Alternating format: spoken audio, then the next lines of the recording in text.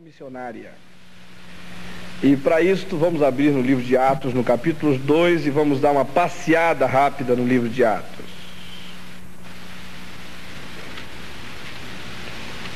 Mas antes, vamos curvar a cabeça. Vamos orar.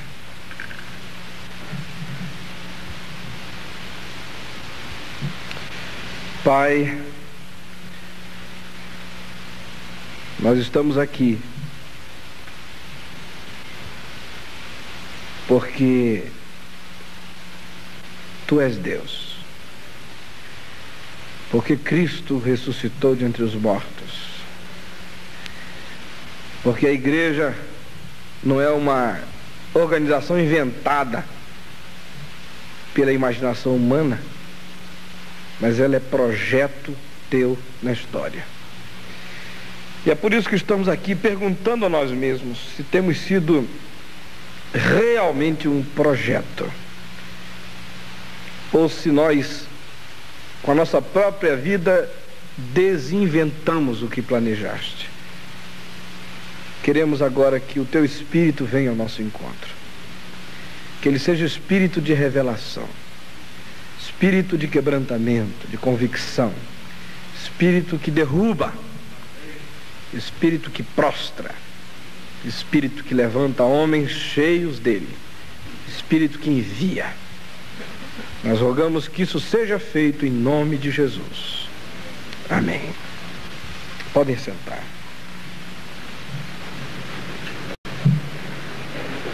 Meus amados, a igreja descrita no livro de Atos não é perfeita. Isso porque há entre nós o mito da igreja perfeita. E normalmente nós olhamos para a comunidade primitiva como sendo uma comunidade imaculada. É a Santa Madre Igreja Católica Apostólica de Atos dos Apóstolos.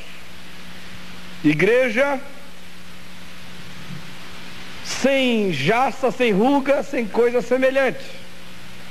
Igreja ídolo. Igreja fetichizada, quase na nossa perspectiva.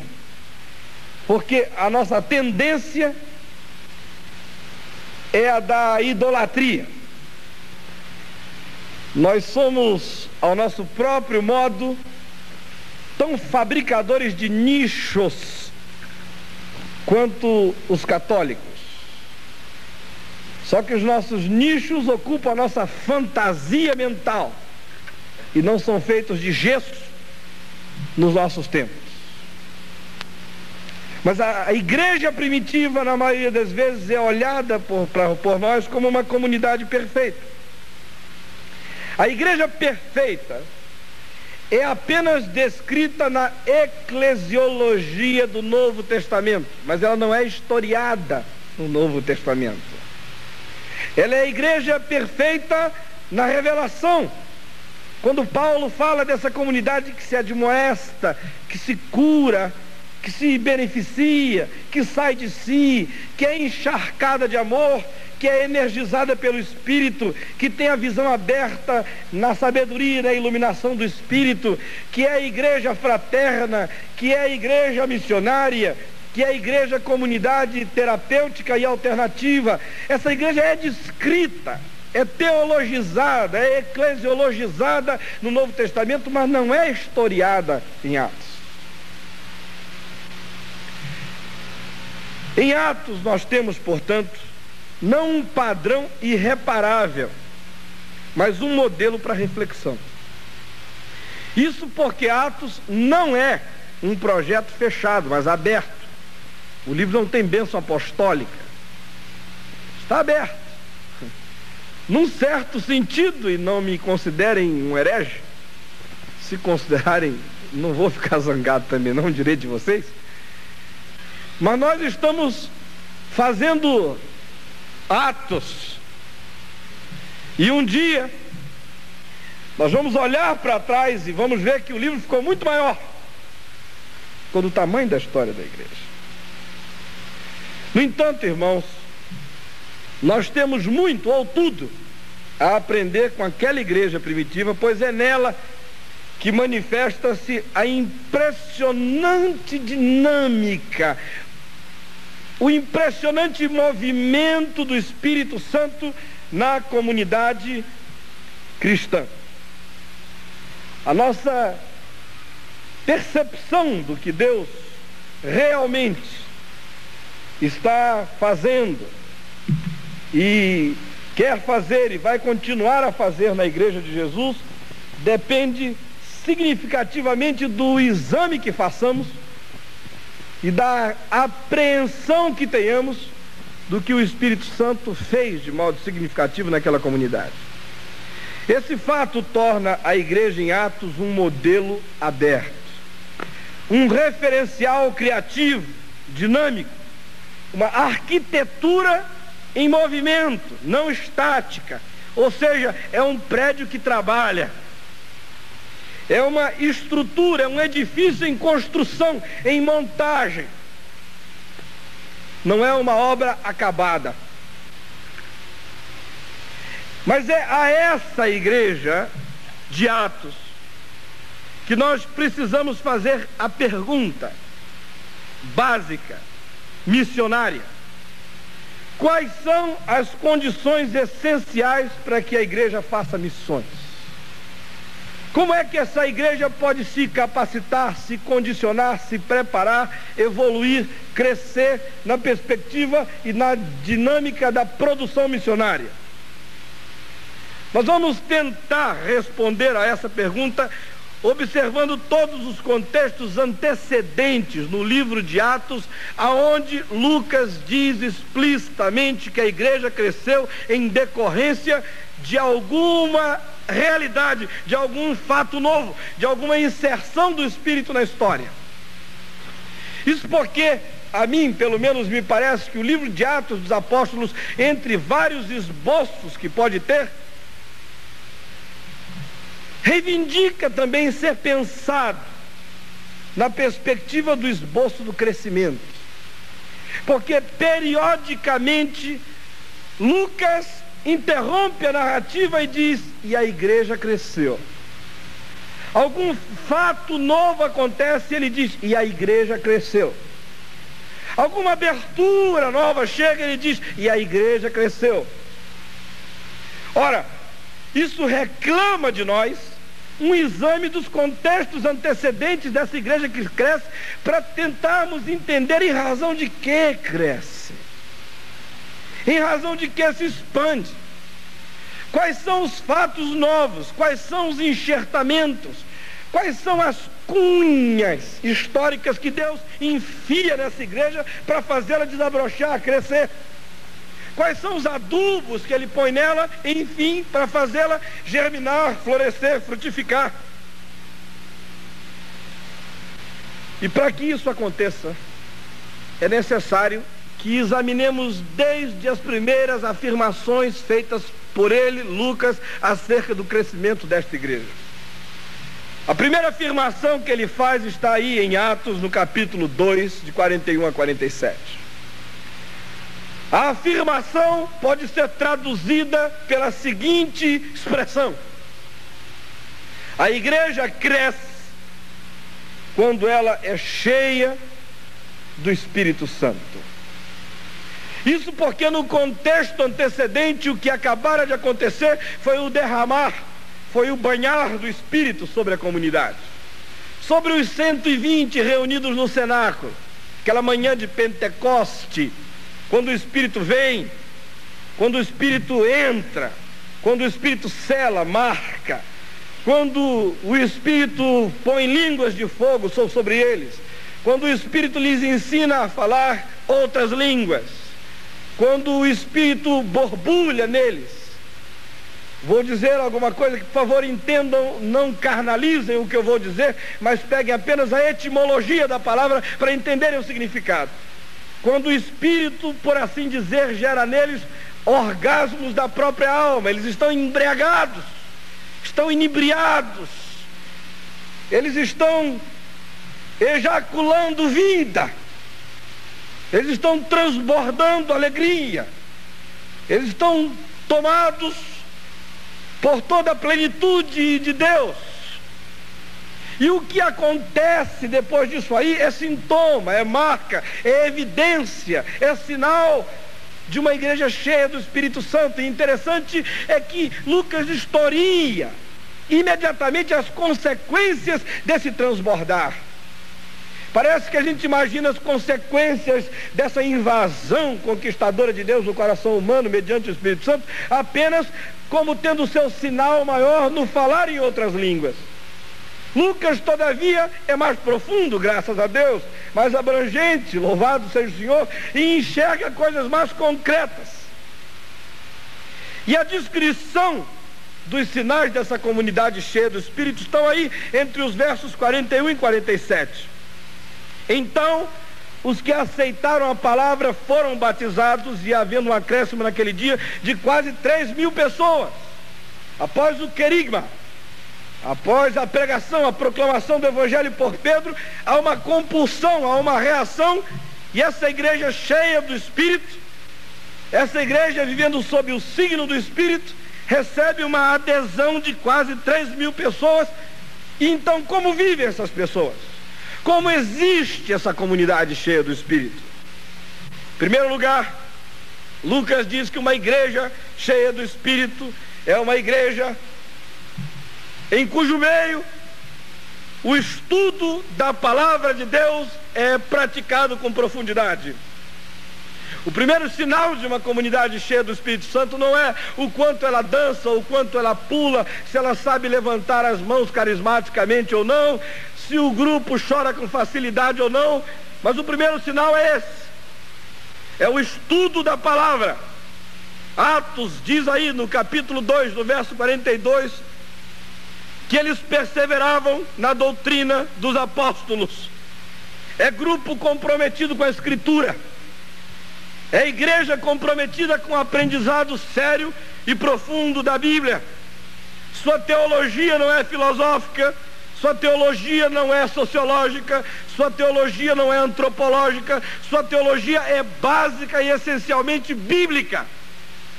As outras coisas podem ser adendo, podem ser acréscimo, podem ser somadas, podem ser enxertos, podem ser instrumentalizadas, mas sua perspectiva de avaliação da vida é bíblica. É uma comunidade que tenta viver o conteúdo da palavra e não as formas religiosas.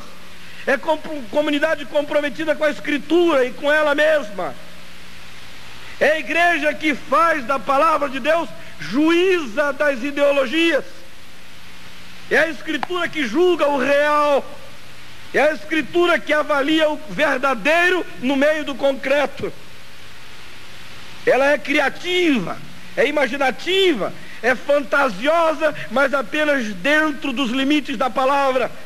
A palavra traça-lhe o caminho, a palavra define-lhe as fronteiras, a palavra define-lhe o chão a percorrer, a palavra é o ponto de partida, a palavra é o ponto de vista, a palavra é o ponto de apoio, a palavra é o ponto de chegada, a palavra é os referenciais dessa comunidade.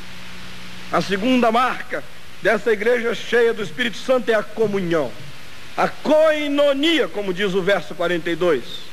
Comunhão nos 3 níveis nos quais essa palavra aparece no Novo Testamento. Em primeiro lugar, essa comunhão vertical, comunhão com Deus. 1 de João 1,3 diz: ora, a nossa koinonia é com o Pai. Temos comunhão vertical, comunhão para cima. Segredamos a Deus, nossa boca se abre, fala com Ele, há um viaduto aberto, há um conduto entre nós. Jesus Cristo é mediador e é com Ele que temos comunhão. A segunda comunhão é horizontal, é com os irmãos, e essa comunhão com Deus impõe horizontalidade. O mesmo texto de 1 de João 1,3 diz que essa comunhão com o Pai promove comunhão com os irmãos. João diz: ora, eu estou dizendo isto para que mantenhais comunhão conosco. Qualquer verticalismo religioso que não desemboca na vida comunitária é patológico e não é neotestamentário. gente que tem uma horizontalidade, que tem uma verticalidade sadia, faz desaguar essa sua verticalidade de comunhão com Deus numa relação fraterna, gostosa, enriquecida, calorosa, aprofundada, autodoada no meio da comunidade. O terceiro nível de koinonia é social. Diz a palavra de Deus aí, no versículo 45, que eles vendiam as propriedades e bens, distribuíam o produto entre todos, à medida em que alguém tinha necessidade. E observem o correspondente em Atos 11, 29, onde se diz que as pessoas, conforme as suas posses, doavam. Agora vamos juntar isso. Um texto diz que conforme as suas posses eles doavam, e outros recebiam conforme as suas necessidades. É aqui que há a ideologia socializadora dos bens. Não é Karl Marx quem inventa isso. É a Escritura Sagrada quem, em primeiro lugar, pensa nessa socialização de benefícios. Pessoas conforme os seus bens, doando a pessoas conforme as suas necessidades. De modo que, segundo aos Coríntios 8, afirma que aquele que colheu muito não teve sobrando e sobejando, e o que colheu pouco não sentiu falta. Porque koinonia não é apenas uma comunhão para cima, esotérica, abstrata, não é apenas uma comunhão horizontal de beijos, aconchegos e abraços, mas ela se traduz em gestos, em bens, em roupa, em pão, em carne, em sofá, em agasalho, em coisas que se tangem, que se pegam, em realidades que esquentam, que molham a boca, que fazem o ronco do estômago cessar. A terceira marca de uma igreja cheia do Espírito Santo é a adoração. Ela estuda a palavra, ela tem comunhão, ela adora. Uma igreja cheia do Espírito supera os infantis conflitos relacionados à adoração.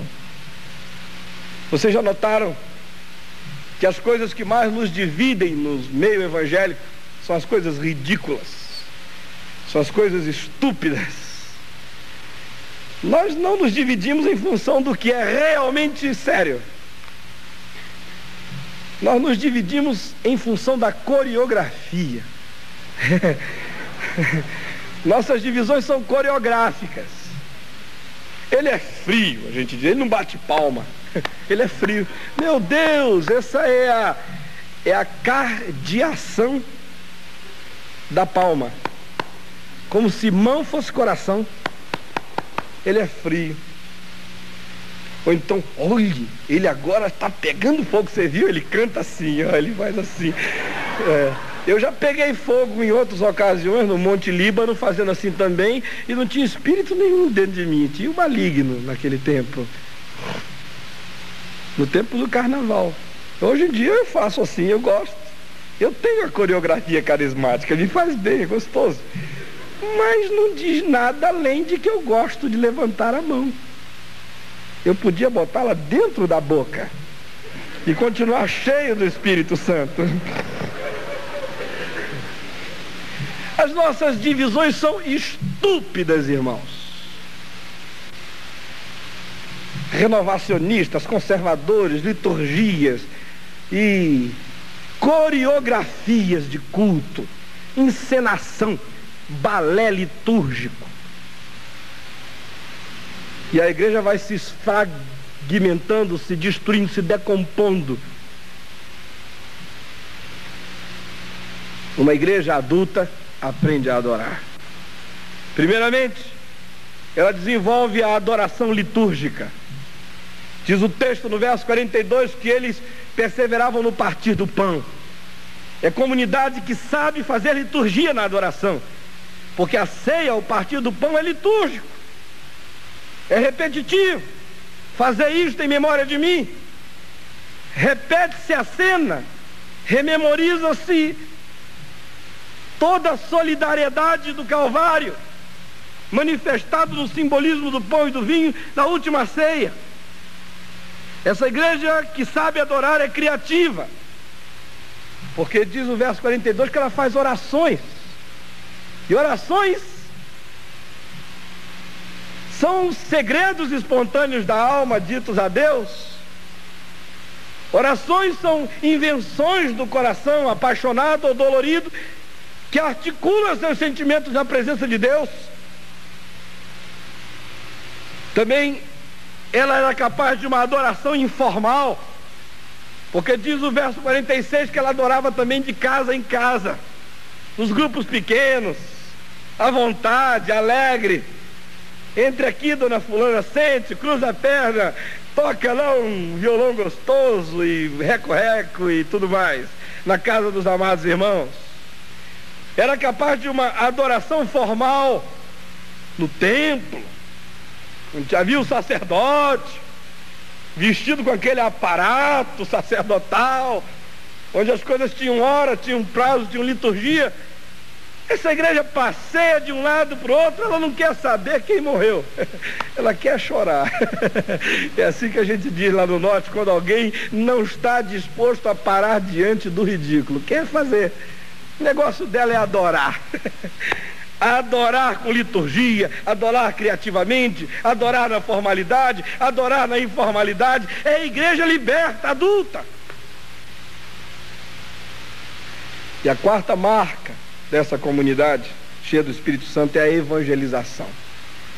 Atos 2:47 nos diz que o Senhor acrescentava-lhes os que iam sendo salvos. Isso aí gera algumas caracterizações de evangelização. Em primeiro lugar, é que eles praticavam uma evangelização baseada na graça de Deus. O texto diz: acrescentava-lhes, ele, o Senhor. Era uma adoração que sabia que antes e acima de tudo Deus é o Senhor da história. É uma evangelização que não absolutiza, não sacraliza e não adora a metodologia. É uma adoração que sabe que métodos não produzem nada se não for o Kairos, se Deus não andar junto ou na frente, se Ele não irrigar corações, se o Espírito que é livre não molestar vidas. É uma evangelização que crê nessa graça soberana que vai adiante, mexendo, movendo, criando, preparando esse Espírito precursor. É uma evangelização que crê nisso, ora por isso, espera isso, afirma isso, que Deus é o maior promotor dessa saída missionária. Em segundo lugar, essa evangelização é praticada no poder de Deus. Verso 43 diz que enquanto isso tudo acontecia, havia sinais e prodígios.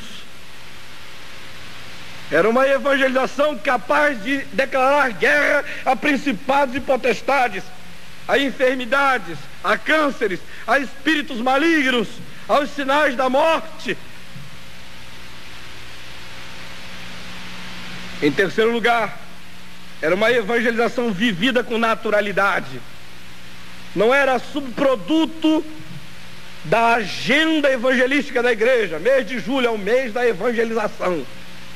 Então, ninguém faz nada um ano inteiro, mês de julho, 1º de julho, meu Deus, eu sou um missionário. Vamos lá, temos que fazer a igreja crescer agora, o que ela não cresceu o ano inteiro. Vamos lá. Não. Ela não é a igreja da campanha evangelística, nem da cruzada evangelística. Parece estranho, quem está falando isso é quem faz campanha e cruzada evangelística, sou eu. Mas meu grande sonho é ver chegar o dia no qual as cruzadas e as campanhas não precisem mais ser feitas, senão como um grande evento de comunhão da igreja na cidade. Porque a igreja seja subversiva, virulenta, irreprimível, incontrolável no seu dia a dia evangelizador. Diz aí o texto que dia a dia eles evangelizam. Essa era uma igreja que crescia, conforme o verso 47, no mínimo 365 novos crentes por ano. Porque todo dia alguém se convertia, dia a dia o Senhor acrescentava. Tão diferente dos nossos relatórios presbiteriais, das convenções, não é? 11 batizados. A gente vai ver, é tudo filho de crente. Uma ocasião, quando eu comecei o pastorado em Manaus, Papai e eu estávamos lá pastoreando uma comunidade de 33 velhinhos. Pessoal assim meio gagá. E o organista era mais do que um efeminado. Não era desmunhecado, era homossexual assumido. Primeira providência foi exorcizar o órgão. E dizer que se ele quisesse frequentar a igreja, estava bem, ficasse livre, mas que tocar órgão ele não ia tocar mais não, até se converter. O presidente da mocidade, tinha lá uma mocidade disfarçada, chegava bêbado na igreja, bêbado, chupando bala de hortelã, trocando as pernas, é uma calamidade. Um dia eu perdi a paciência, falei, clamei, vamos crescer, gente, orar, jejuar, nada. Um dia eu falei, irmãos, pelo amor de Deus, vamos crescer, nem que seja por explosão demográfica. Casem! Casem, vamos trazer menino para cá, eu estou sentindo ausência de batismo.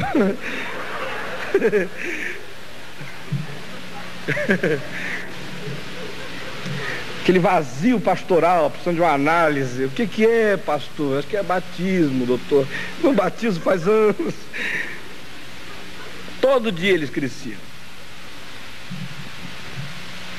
E ainda mais em quarto lugar, essa é uma evangelização praticada com louvor. Diz o verso 47 que eles iam louvando a Deus. Não é que eles saíam cantando glória, glória, aleluia por Jerusalém, como uns alucinados, não é isso. É o estilo de vida desse povo. Esse louvando a Deus é a encarnação de um existir alternativo, diferente do que há entre nós, porque alguns de vocês, depois que se converteram, pioraram. É assim. Irmãos, eu conheço muita gente na Igreja de Jesus Cristo do Brasil que depois de convertida ficou pior. Foi conversão para trás. Estão miseravelmente salvos. Mas essa evangelização aqui, ela acontece num estilo de vida encantador, fascinante. Gente que enquanto vai, louva. Gente grata. Gente que sobeja, que vaza, que sua gratidão. Pessoas que têm cara de misericórdia, de bondade, de compassividade.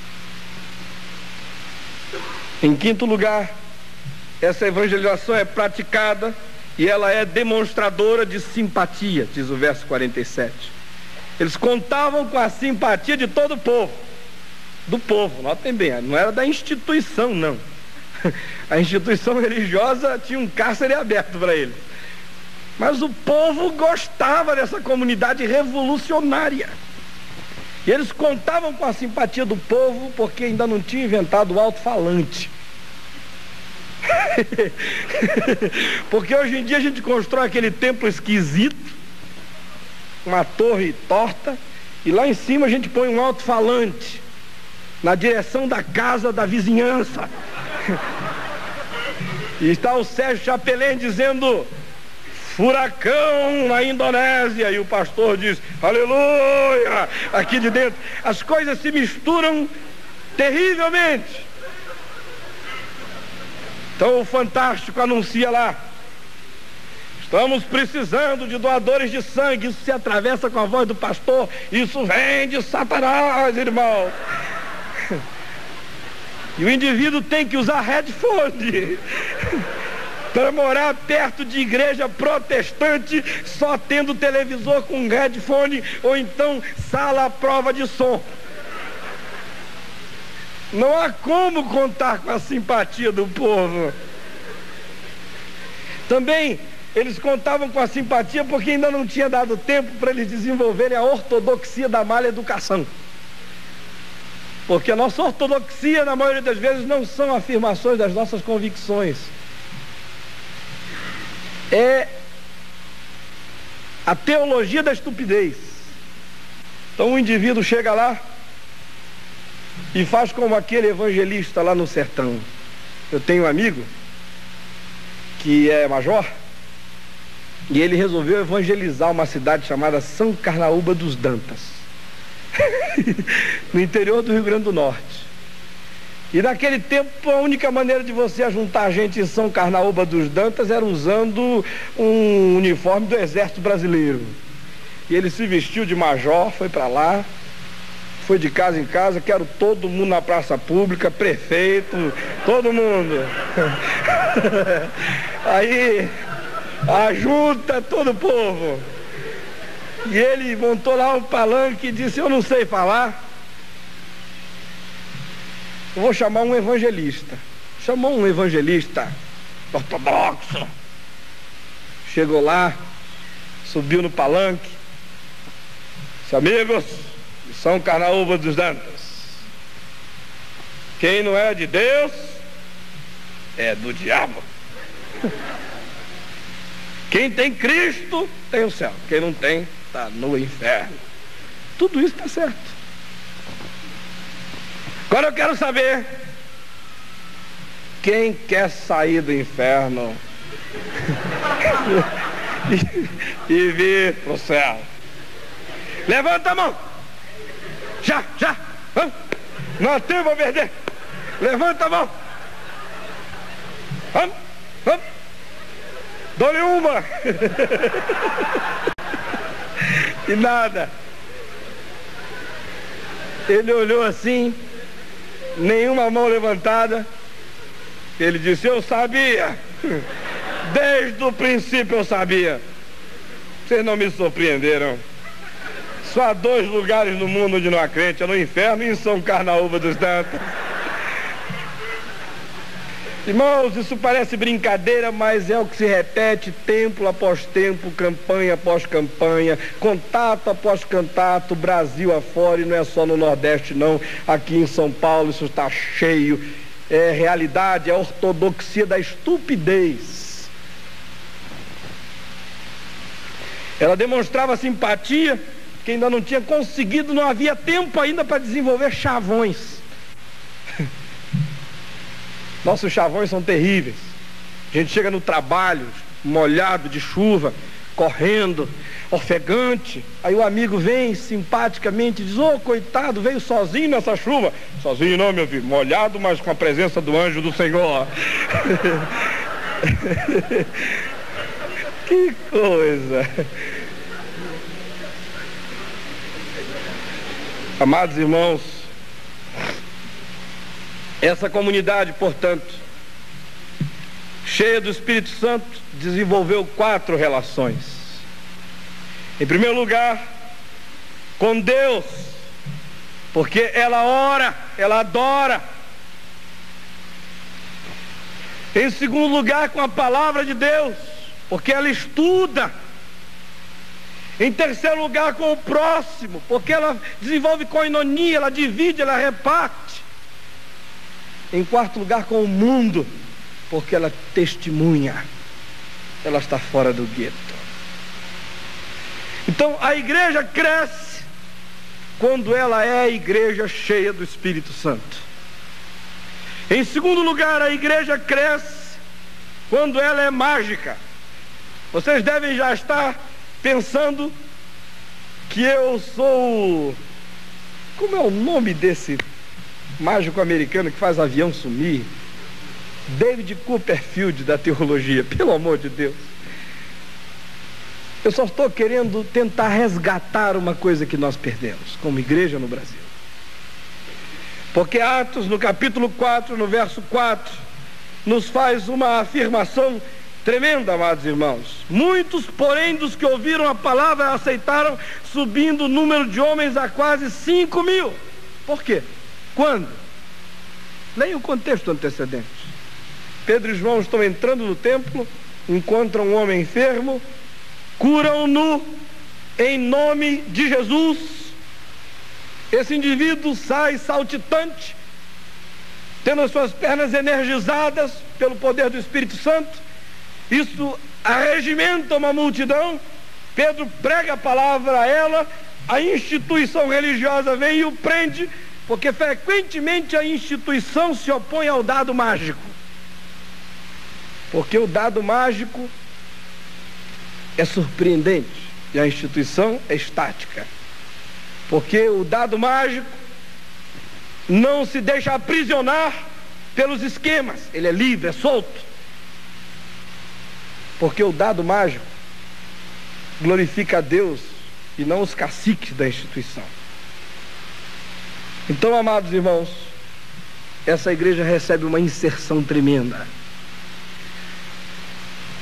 E se nós, igreja brasileira, queremos aprender a fazer missão e a sairmos de nós mesmos, temos que frequente e agora mesmo resgatarmos o que foi perdido, desperdiçado, abandonado, esquecido na nossa teologia, que é o sobrenatural, o surpreendente, o novo, o Deus que chega para dar susto de misericórdia na gente, o Deus que chega surpreendentemente milagroso. Eu lhes disse na quinta-feira à tarde que a única coisa que restou de mágico no protestantismo brasileiro foi a ideia da graça. Quando a gente vai ler a Bíblia, que alguém ora, diz: Senhor, agora que a tua palavra vai ser aberta e nós vamos ouvir a tua voz, abençoa. Então não importa o que essa voz diga depois, não é? Às vezes diz tudo que Deus não diria. Mas esse é o momento mágico. No resto não há mais nada. Parece assembleia maçônica. Não há espaço para nada novo. Deus está preso, contido, aprisionado dentro da nossa teologia sistemática e dentro da nossa incredulidade histórica. É um Deus servo. Um Deus que só tem espaço para trabalhar no racional. Porque a nossa igreja protestante é subproduto da filosofia grega via pragmatismo norte-americano. A europeização da igreja de Cristo tornou-a grega. Só racional, reflexiva, sistematizadora. A norte-americanização desse protestantismo tornou-se pragmático, esquemático.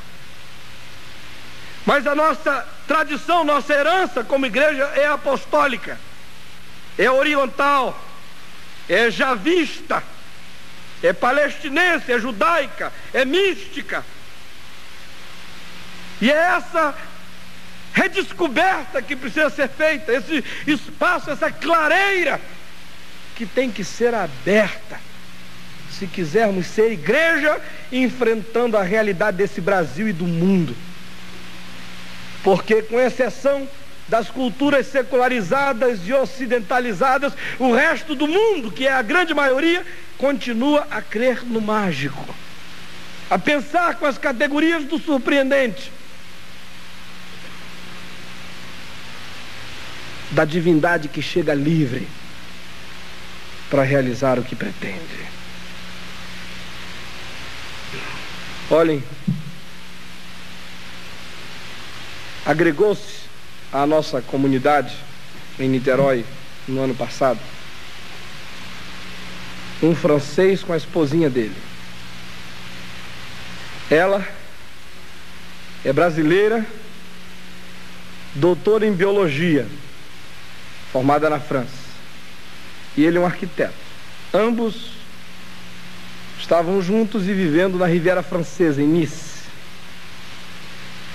E um dia, passeando de carro, sofreram um acidente e ela ficou inválida. Sua espinha dorsal foi fraturada, cresceu-lhe um bócio no pescoço, uma lombada, e ela não podia mais se mexer. No campus universitário, onde o rapaz, o esposo dela, frequentava aulas, havia um cristão. Toda vez que ele entrava ali antes do acidente, que o cristão o via de longe, dizia assim: Pierre, Jesus te ama, Pierre. Ele quase se escondia, assim, meu Deus, esse indivíduo, falar esse nome medieval aqui no campus, Jesus te ama, meu pai. E o cristão dava Deus. No dia seguinte o Pierre metia a cara ali, ele de longe: Pierre, Jesus te ama, Pierre. E o Pierre fugia desse cristão como o diabo foge da cruz. No dia em que o acidente aconteceu e imediatamente depois, o Pierre entrou no campus universitário chorando, triste, arrasado. E o cristão gritou de longe: Pierre, Jesus te ama, Pierre. E o Pierre olhou para ele com aqueles olhos untados de lágrimas. E o cristão então aproximou-se e disse: o que foi, Pierre? E o Pierre contou a história. E o cristão começou a dar pulos dessa altura. Aleluia, aleluia. Aí o Pierre não entendeu nada. Disse: o que é isso? Disse: até que enfim, Pierre, chegou a hora de Deus. Quer dizer então que não tem jeito? Pierre disse: não. Aleluia. Chegou a hora de Deus, Pierre. Pierre, agora você vai ver que Deus é esse. Aleluia. Pierre, eu vou na sua casa hoje à noite. Eu e um amigo vamos orar pela Miriam. Pierre disse: não adianta, ela não crê em Deus. Ele disse: não faz mal, Pierre. Chegaram lá à noite, disse que saltaram em volta da cama, alegres, que aconteceu alguma coisa. Miriam ficou olhando para aqueles ETs que entraram na casa dela e tudo. E aí então o rapaz leu a Bíblia, orou, cantou, desentoou, adorou. Depois disse: agora você vai orar, falar com Deus. Miriam disse: mas eu não creio nele. Ele disse: não faz mal, ele crê em você. Você não existe para ele, ele não existe para você, mas você existe para ele. Isso é tudo que importa. Se você crê ou não crê, isso não interessa. Ele crê em você. Fale com ele. Aí a Miriam ficou: fale. Aí ela falou: bom, senhor, eu acho que o senhor não existe, mas está dizendo que é para eu falar com o senhor. Então, se o senhor existe, então eu queria ficar curada, queria voltar a andar. Então ela disse, e eu abro um parêntese, não sou eu quem disse, ela é uma bióloga, doutora em biologia, formada na Europa, com cabeça cética, que no meio da oração dela veio uma voz imperiosa, irreprimível, que disse: lança a tua cabeça com toda a força para trás. E ela jogou. A espinha estalou de alto a baixo. Miriam está andando até hoje, professora na UERJ, no Rio de Janeiro. Não adianta chegar nessa hora com apologia. Eu amo C.S. Lewis, mas não adianta explicar o problema do mal quando o indivíduo está com uma lombada nas costas, encriquilhado numa cama.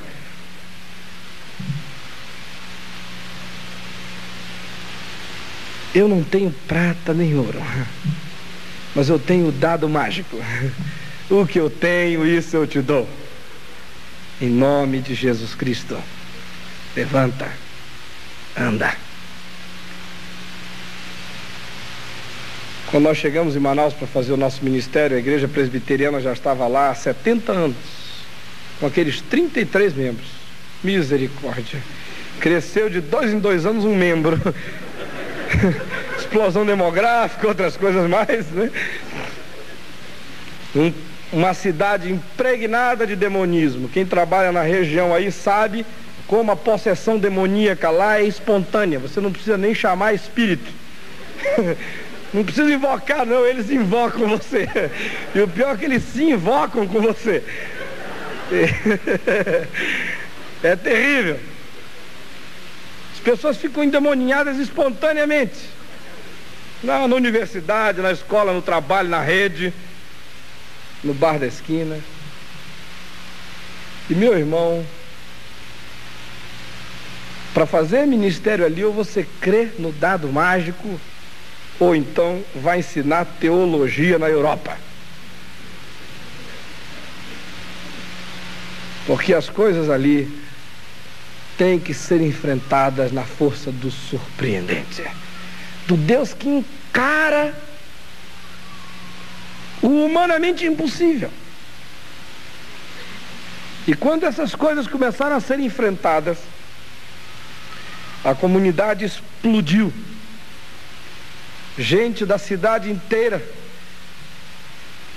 visitando-nos de modo a quase sufocar-nos, não termos condição de atender o fluxo de gente. A igreja derrubou suas paredes, construiu um templo para 1.400 pessoas.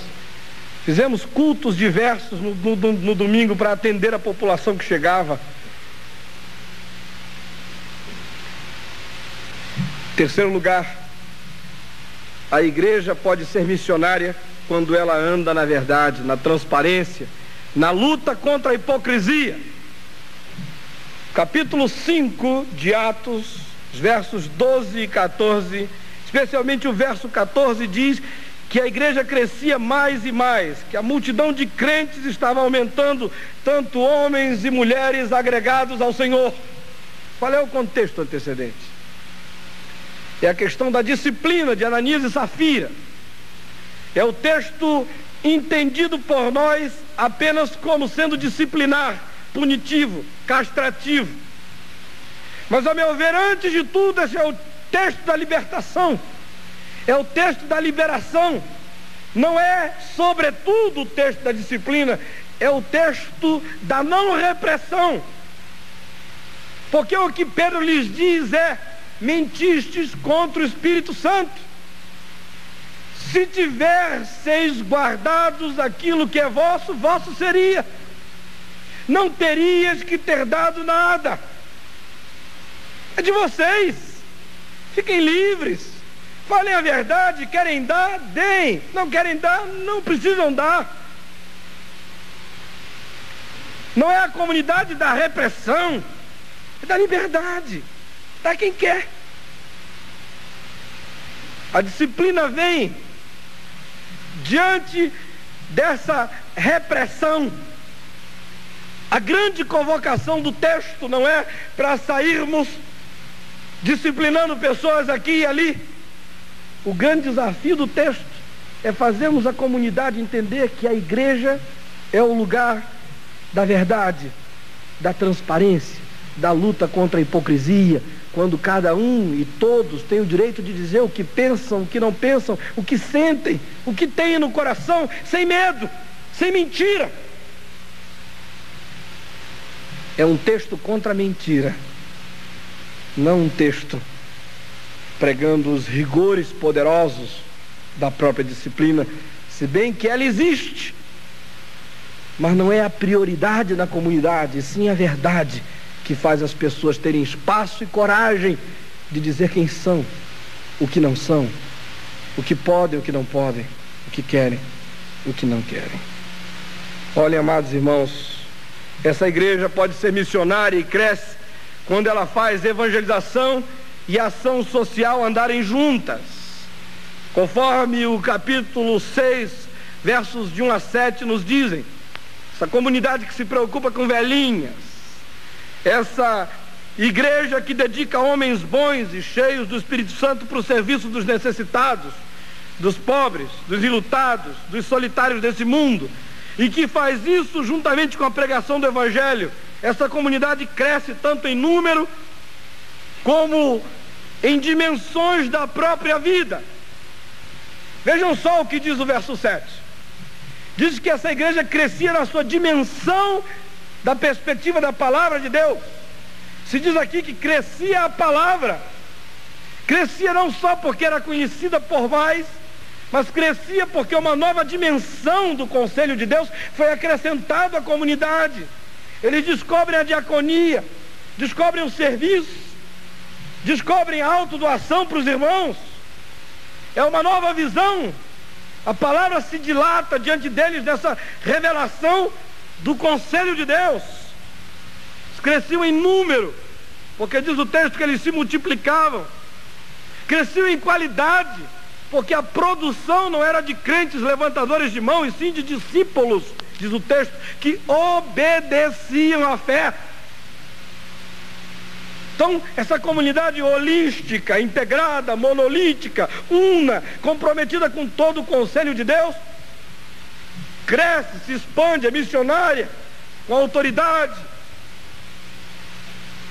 Em quinto lugar, ela é comunidade missionária ou em evolução missionária quando ela é um ninho de consolação. Capítulo 9, no versículo 31, nos diz que a igreja tinha paz, se edificava, caminhava no temor do Senhor, no conforto, no agasalho, no ninho do Espírito Santo. Ela crescia em número. Essa comunidade que promove edificação, verdade e consolo, que aninha os crentes, que é esse ninho psicológico, que é um lugar de pouso para essas aves cansadas que não têm onde pôr o pé, que é um abrigo ao exaurido, que é um espaço de cura para o doente. Essa comunidade que atravessa não apenas as fronteiras geográficas, mas atravessa também as fronteiras da psique, da alma. Quem vai fazer missão tem que aprender que a missão tem a dimensão externa e interna. Jerusalém, Judéia, Samaria, confins da terra, tem a sua dimensão existencial para dentro. Sai da mente, passa pelo coração, atravessa as emoções, vai aos recônditos mais íntimos da alma alojar o Evangelho. Nossa comunidade é tão doente, de crentes amargurados, enfermos, porque a nossa evangelização é só geográfica. Nós não temos uma missiologia existencial, não vencemos as fronteiras do íntimo para curar as pessoas lá onde elas estão escondidas nas suas amarguras. Essa igreja que consola, que conforta, é a igreja que cresce, diz o texto. Essa igreja do consolo cresce em número. Em sexto lugar, a igreja cresce quando as fronteiras culturais são vencidas. Diz o capítulo 11, versículo 21. Observem à luz do capítulo 10, quando Pedro venceu a fronteira cultural com relação a Cornélio. Quando ele aprende a transpor barreiras culturais, a comer com o gentio, a entrar na casa dele, a admitir que qualquer cultura pode ser santificada, que não há cultura comum ou imunda, por mais imunda que seja, que o Espírito não possa despoluí-la, limpá-la, banir dela o que é maligno e santificar dela tudo aquilo que pode ser realmente aproveitável. Pedro então passa essa fronteira cultural.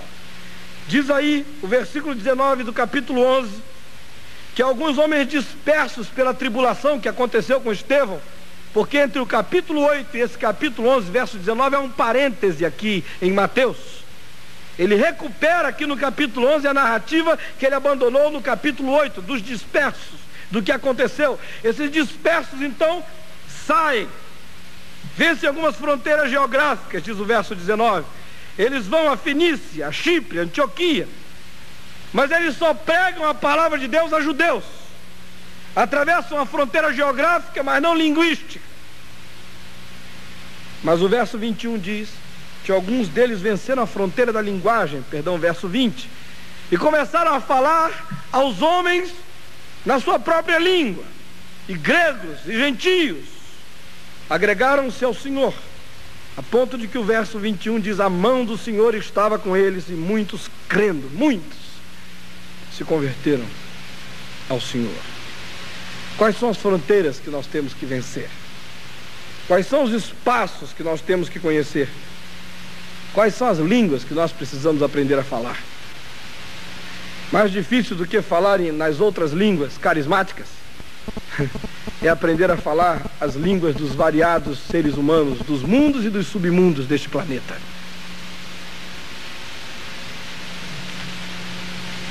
Em sétimo lugar, a igreja cresce e evolui missionariamente quando ela ensina um discipulado consciente do sofrimento. Capítulo 14, versos de 19 a 22, nos mostram como Paulo foi apedrejado depois de ter pregado a palavra de Deus em Icônio, em Listra, em Derbe, como tentaram fazer dele um monumento de pedras em praça pública,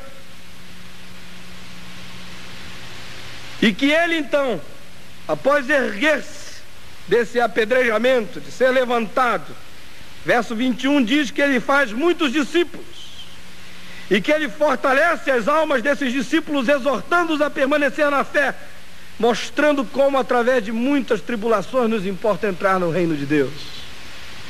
Ele ensina um evangelho não açucarado, não teologia da prosperidade, não evangelho a lá primeiro mundo, você pode, você consegue, basta querer. Pensamento de todas as suas possibilidades, crente não fica doente, crente não passa necessidade, bênção de Deus são números e poupança abastada. Não! Reino de Deus é caminho de cruz. Reino de Deus passa pelo sofrimento. Discípulo de Jesus Cristo é aqui e ali esmagado. Andar no reino de Deus é estar aberto para a possibilidade de ver a vida nos fazer caretas e nos dar as chicoteadas mais terríveis. Se isso não acontecer, aleluia. Se acontecer, não é surpresa. E uma igreja cresce quando ela enraiza no coração dos seus discípulos esse sentimento de compromisso com Deus e não com as benesses de Deus. Quando ensina aos seus discípulos que ser cristão pode ser mesmo a abdicação da própria felicidade na terra. Que a bem-aventurança do reino de Deus é bem-aventurança no meio do choro. É felicidade no meio da renúncia. É felicidade no meio da pacificação. É felicidade no meio da perseguição, da calúnia, da opressão. Bem-aventurados, macários, felizes, humildes, choram, perseguidos, pacificadores, misericordiosos, gente que se dá. É uma felicidade estranha ao conceito do mundo. Em meio à própria tribulação, se necessário for. Irmãos, é interessante que na Escritura a alegria não gera nada, não produz nada. Tudo que se constrói nesse caráter de ser humano caído é no meio da dor. Peguem a Bíblia de vocês e vejam em casa todas as vezes que aparece a palavra tribulação. E tentem ver quantas vezes aparece a palavra produz.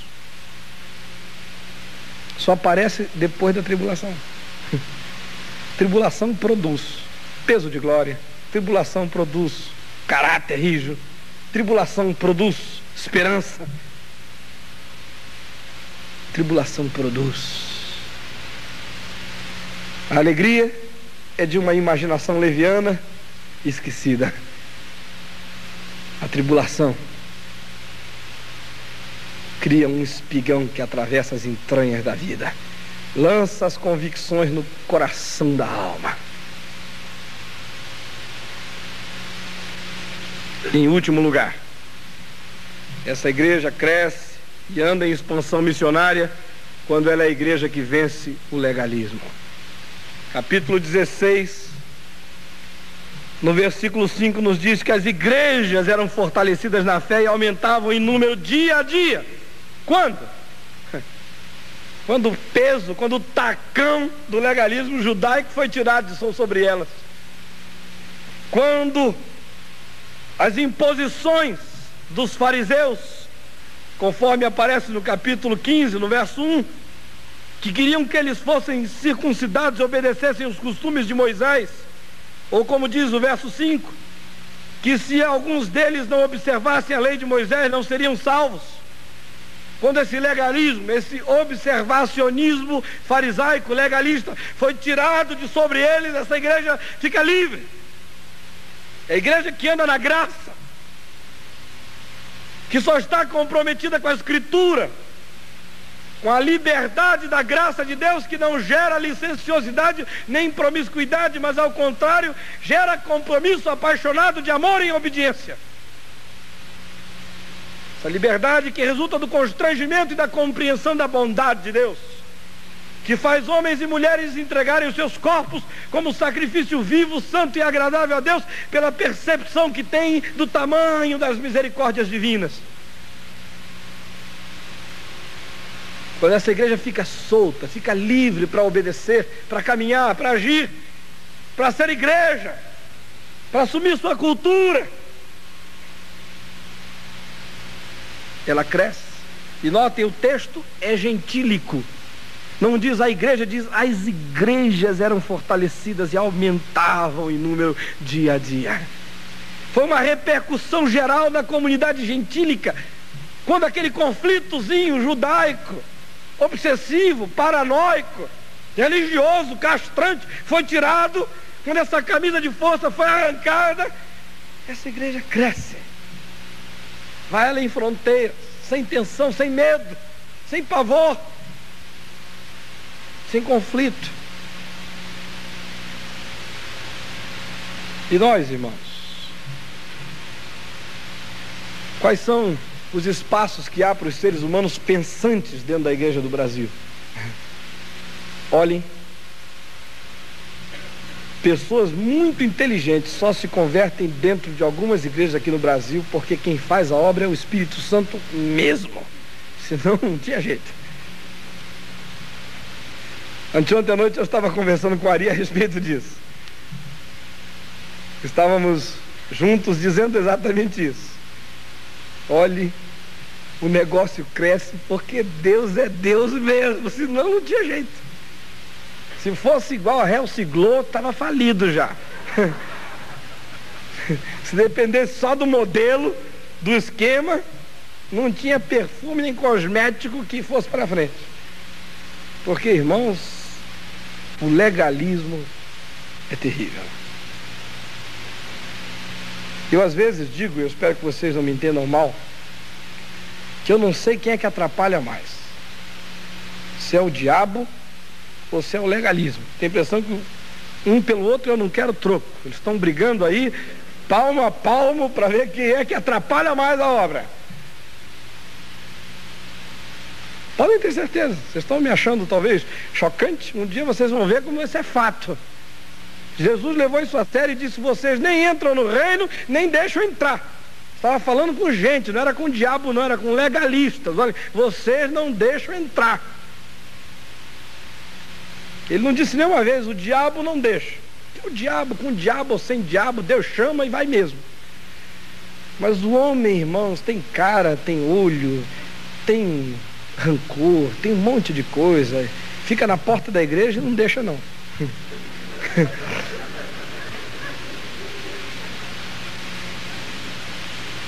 Nós estamos cheios de legalismos. Nós somos todos nós adventistas ao nosso modo. É assim. Porque nós sabatizamos o domingo. Nosso domingo é sabático. É judaico.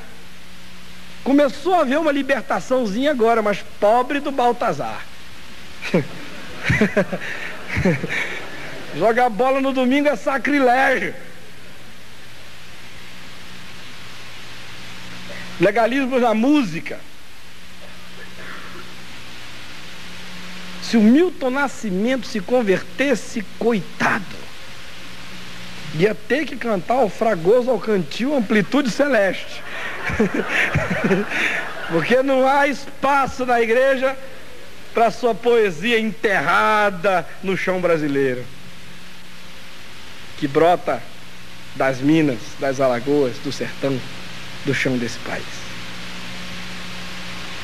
E agora há uns grupos por aí que parece que ainda querem distrair ainda mais a nossa cabeça, que além de todo o problema real que o diabo faz aí explícito, ainda querem que a gente passe o dia inteiro ouvindo o disco ao contrário, para ver se acha o diabo. Não precisa ouvir ao contrário, ele está falando alto quando quer. Ontem eu estava dizendo ali na mesa que a igreja brasileira está andando em 3 direções. Tem um grupo andando para frente, andando assim, ó. Vão se separando cada vez mais. Mas esse grupo, a meu ver, ainda é melhor. Porque quem anda para frente pode serpentear e se cruzar aí afora, né? De vez em quando, um congresso aqui, outro ali, se encontram. Aleluia, irmão, amém, para frente, aí vai. Tal, acordos aqui, acordos ali, pelo menos tocam aqui, Bíblia é a palavra de Deus, aí vai embora, né? Aí, compromisso social é ou não é? Não, vai aqui. Mais ou menos, aí Mas tem um grupo andando para trás, não é? A gente dá um passo para frente, eles dão um para trás. Daqui a pouco nós vamos estar sendo arrebatados e eles vão estar na idade da pedra da eclesiologia. E eu não consigo entender isso. Legalismo da roupa, teologia da fita métrica.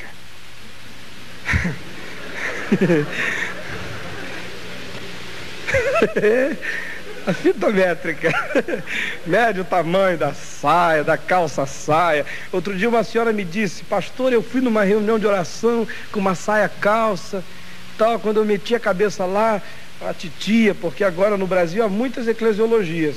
Efésios capítulo 4, versos 12 e 13 tem que ser reescrito. A uns concedeu Deus para a igreja apóstolos, profetas, evangelistas, pastores, mestres, e titias e titios, e vovó e vovô. Está cheio por aí, não é? Então é tia não sei quem, vovó não sei quem, vai por aí afora. Então é uma nova eclesiologia. Eclesiologia da titia. A hierarquia é titia, depois diáconos titios e por aí afora. É uma titiuzada tremenda. Acho que aprenderam com o tio Patinhas. Que é estrutura sociológica onde não há pai, nem mãe. Só titio, titia, uma margarida, uma solteirona frustrada, um negócio assim. Uma família desagregada. Então vejam bem, essa senhora me disse, eu entrei lá na reunião de saia calça e veio a titia na minha direção, botou a mão na minha cabeça e sai espírito de saia calça. Meu Deus, é o demônio da Dijon, deve ser.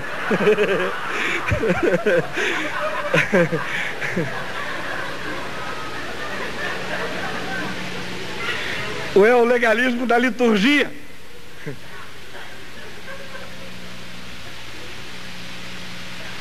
Temos aí, essa liturgia não é batista, essa liturgia não é presbiteriana, essa liturgia não é pentecostal, a liturgia pentecostal é sem liturgia, mas acaba virando uma liturgia. Eu não sei até quando vão me suportar, mas graças a Deus, por enquanto eu ainda prego dos luteranos episcopais aos pentecostais mais radicais. Daqui a um pouco, não sei se há espaço em qualquer uma delas. No entanto, eu observo que algumas dessas igrejas que dizem que não tem liturgia, elas têm uma liturgia sem liturgia. Na hora que canta o hino tal, é hora de todo mundo ficar em pé e bater palma em nome do Senhor. Você vai lá 10 vezes, eles batem palma na mesma hora, no mesmo dia, no mesmo momento ali. Quando você quer arrancar uns améns do grupo, você basta dizer assim: irmãos, porque Cristo salva, Cristo cura e Cristo batiza com o Espírito Santo. Aí, isso é liturgia. Na hora certinha eles fazem.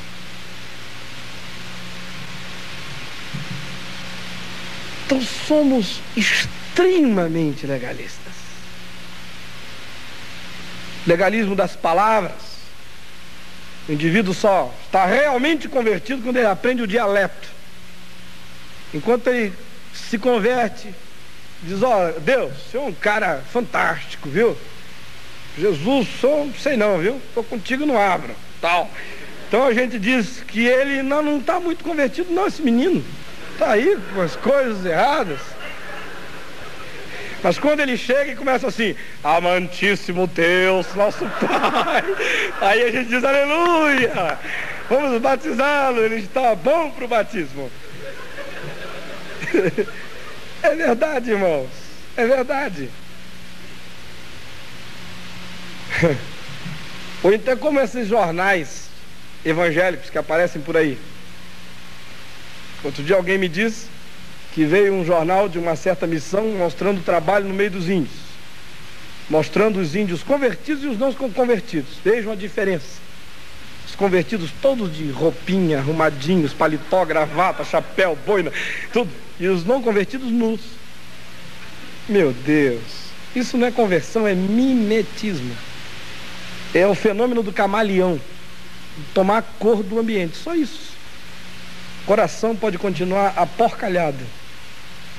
E ele falando amantíssimo Deus, nosso Pai, e a gente acha que a metamorfose aconteceu. Irmãos, só a misericórdia de Deus para nos dar um pouco o olhar de Deus, do Deus que não anda enxergando só a aparência, mas que sabe que o que faz o homem é o que vem do coração. O legalismo da disciplina que não faz perguntas. A pessoa pecou, procura o pastor chorando, diz: eu estou arrependido, arrependida, eu pequei, me ajude. O pastor, ao invés de restaurar, de ajudar, atraiçoa a ovelha. Sai no boletim: a irmã Maria da Conceição, pela quebra do 7º mandamento, está suspensa da comunhão. Se a irmã fulano de tal quisesse ficar suspensa da comunhão, não precisava procurar você para dizer que tinha quebrado o 7º mandamento. Ela não aparecia mais. Chegou lá quebrada, esmagada. Como Jesus é diferente. Filha, nem eu tampouco te condeno. Agora, muda de vida. Vamos levantar. Vamos caminhar. Não peques mais. Disciplina é para descarados. Disciplina é para cínicos. Não para gente quebrantada. Gente arrasada. Irmãos, eu amo a igreja. Não fiquem pensando que eu não amo, não. Eu estou nela. Quero viver dentro dela. Quero andar com ela. Sou filho dela. Se nós estamos avaliando, às vezes, até com algum sarcasmo, saibam que lá no fundo, o que anima o coração é uma paixão enorme pela igreja. É um desejo de vê-la metamorfosear-se numa comunidade que seja corpo de Cristo, coluna e baluarte da verdade, igreja de Deus nesse mundo, vencendo fronteiras, espaços geográficos, culturais, subculturais, linguísticos, ganhando homens e mulheres aonde eles estão. Uma igreja cheia do Espírito Santo, mágica, transparente, que faz evangelização e ação social conjuntamente, que é um ninho de consolação, que vence fronteiras culturais, geográficas, de comunicação, que ensina um discipulado radical e que vence o legalismo. É uma comunidade insuportável, irreprimível, incontrolável e missionária, capaz de penetrar o impenetrável e de lançar suas raízes nos terrenos mais duros. Que Deus ajude a igreja brasileira